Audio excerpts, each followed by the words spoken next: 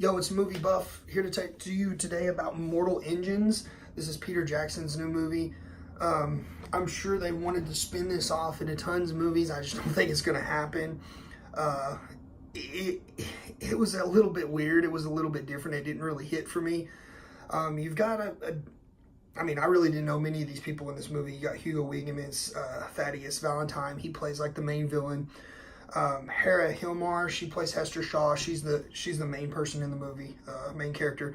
And then you've got a secondary character, Robert, and that's played by Tom Natsworthy, which I've only really seen him in another movie this year, Bad Samaritan, which I really liked that movie. In this movie, he just kind of bugged me. I don't know, he didn't rub me the right way. But basically, this movie is set way far in the future, and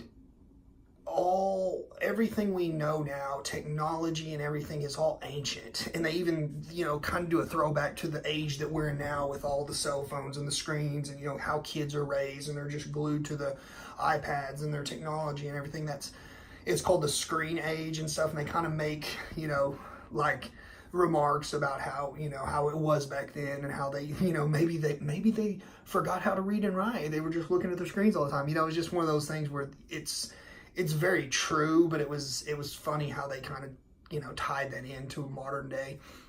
But basically these cities, these huge towns, like London is just huge, like a tank city that just rolls around, and you've got all these tinier cities and towns, and basically those get eaten and ingested by this London, which is like this massive, incredibly huge just town and city and like nation almost on wheels. It's like a tank, that just roams, and they've got to keep ingesting and keep breaking down all these smaller towns for fuel to run their crops and their water supply and their electricity and basically their way of life. So they're constantly needing more to survive.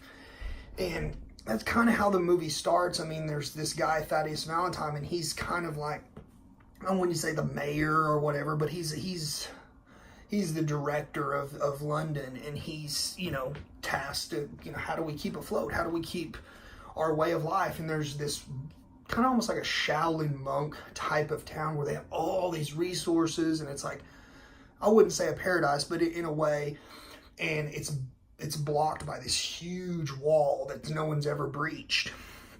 And he's thinking, he knows how to breach it. So he's hunting down all this old military grade tech that we don't even have now. It's almost like nuclear bombs in a direct blast type deal, that it's just devastating power.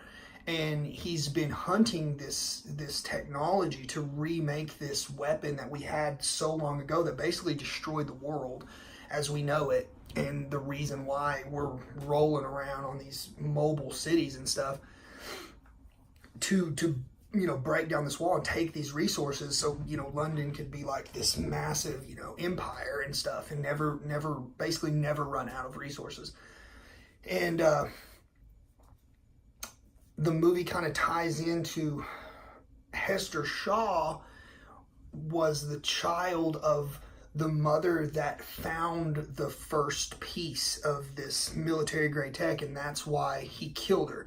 And she basically gets away. She was very young, and she gets away. Well, she wants revenge for her mother's death, and she's hunting this Thaddeus guy down, and she makes an attempt on his life, kind of fails an attempt, and you see how did this child survive so young on her own in this world that's basically desolate.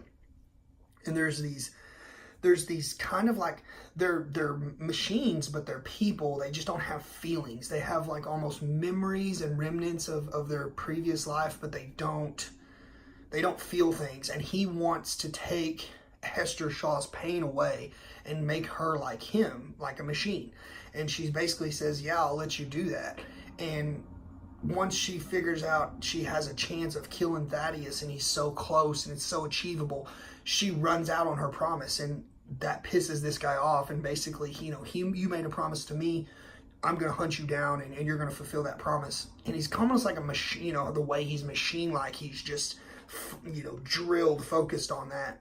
And I think it's just because he really wants companionship for life and wants to take her pain away, kind of like almost like a father figure. And he doesn't realize that, you know, with pain, you know, comes love, and anguish comes happiness, and there's all these different emotions. So you might have some bad times, but you're going to have good times too. And that's, you know, obviously, you know, he figures that out in a way that, you know, is symbolic in the movie. But it's a pretty weird movie. It lacked a lot of storytelling. There was a bunch of plot holes, but it wasn't terrible. I was entertained. Give it like a 5, 6 out of 10. Check it out if you kind of like that type of storytelling. But other than that, probably wait for Redbox. You know, maybe free HBO or something. But until next time, see you at the movies.